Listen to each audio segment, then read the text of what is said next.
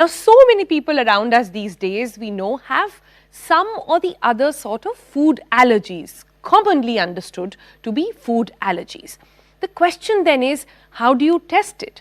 Now, we know that there are a lot of tests abroad that are mandatory. Also, a lot of people in the Western world have much more food intolerance than us Indians, which is a good thing, but the pattern is slightly changing with our changing food patterns. So, we thought we'll sort of do a deep dive into how do you know what food allergy do you have? And importantly, do you know the difference between food allergy and food intolerance? So, let's take a look at that. Firstly, let's talk about the 9 most common food allergies really out there. Number 1 is said to be cow's milk. I am a culprit myself of that. There is eggs, there are tree nuts, peanuts, shellfish, wheat, soy, fish, sesame even. These are the 9 most common food allergies that prevail here. But what are the symptoms? A lot of people don't know when they have a food allergy.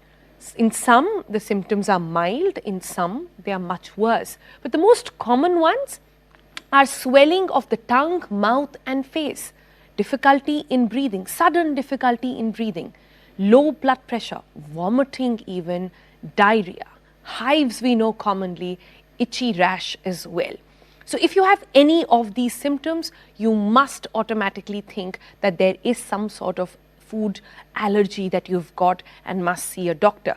But then the question is, how do you get to know? Pata kaise chalega kya allergy hai? So, we did a food allergy test, a very detailed food allergy skin prick test that is now available in India. These are tests that were earlier done as a blood test, but now the entire tech has moved forward. I went through this test myself. Take a look.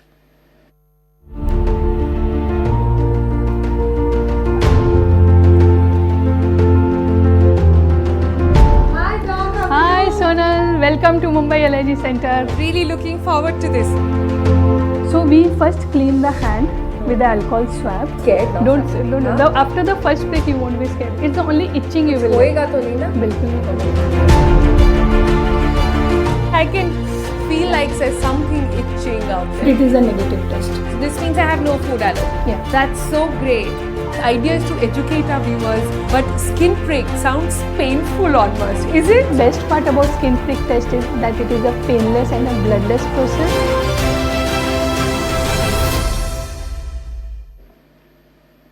So I did that detailed test over there and the results have been quite satisfying, but also opened my mind to the difference between food allergy and intolerance as well. So we got Dr. Sunita Shukla back with us here in the studio. She's the founder and director for the Mumbai Allergy Centre. Thanks so much for joining us this morning, Doc. So firstly, these tests out there, how many of them are really in the market that can be taken? Oh, so there are many tests in the market, and the best test is the skin prick test, which is the gold standard diagnostic method throughout the world and endorsed by all the allergy associations. Then we have some blood tests, but in the market there are many blood tests which are not actually good for the food allergies, and they are called as the food intolerance test. And many times people will do this test, go to a lab, just do it, and they will stop taking the nutritious food which they are actually not allergic to. And they will be exposed to multiple immunosuppressive effects of not having these foods. So it's very important to know which test to get done. Absolutely. And equally important to then consult with an expert and understand its outcome, right? So best is to consult an expert, understand what do you have, whether it is a food allergy or a food intolerance, and then you decide which test to go for. Like for example, in the blood test you asked, then we once we take a detailed history from the patient, we decide what food allergy test we have to do. It can be skin prick test or a blood test. In blood test, we do a serum specific IG for that particular food allergen. And now with latest research, we have a component resolved diagnostic test where each food will be broken down into the proteins. Like for milk, we will have multiple proteins, the casein, the lactin, on all those things. And then you decide how to manage that patients. Right. But tell me this, Doc, a lot of the Indian subcontinent now we have information that is largely lactose intolerant, and we didn't know this. Yes. A lot of people had bloating issues, had gut issues, and they didn't know for the longest time that it was being caused by milk. It's something that people face, I also face, but it didn't pop up. that's when you educated us the difference between intolerance of food and food allergy. Can you explain it simply for our viewers? Yeah. So food allergy is something where if you take that particular food, you will get a allergic reaction. What you said in the initially, and- hives, yeah. rashes full throughout the body, breathing difficulty. The patient can even collapse. That is called as anaphylaxis. But a food intolerance is basically a problem of the digestive system. That once you take the food is not getting digested properly, so you'll start getting nausea, bloating, a desire to go to the washroom after some time, and not passing stools properly, so you may even get migraine, joint pain. So these all are intolerance, but both are different because management is different. But is it fair to say that largely food allergy would pop up on the skin, and if it's happening in your gut, then it could be intolerance? Yes, most of the time it will be like this, but there can be many variations to it.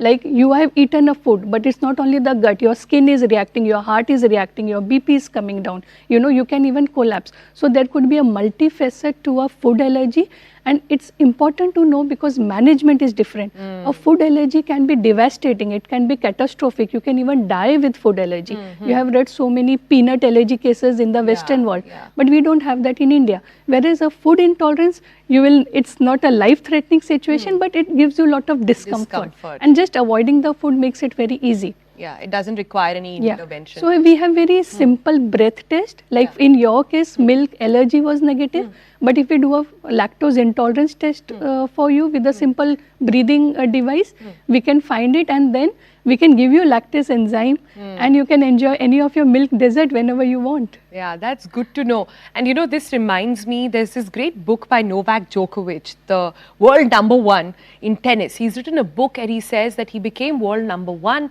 not because of technique, change in technique or skill, but because he realized he had food allergies that he took care of. So just catering to it really put him up there and as world #1. So that's how important what goes in your gut and what goes in your system is, and thus so important to know that you're eating the right thing and not the one that's causing differences in your body. Thanks so much, doctor, for joining us. Thank you.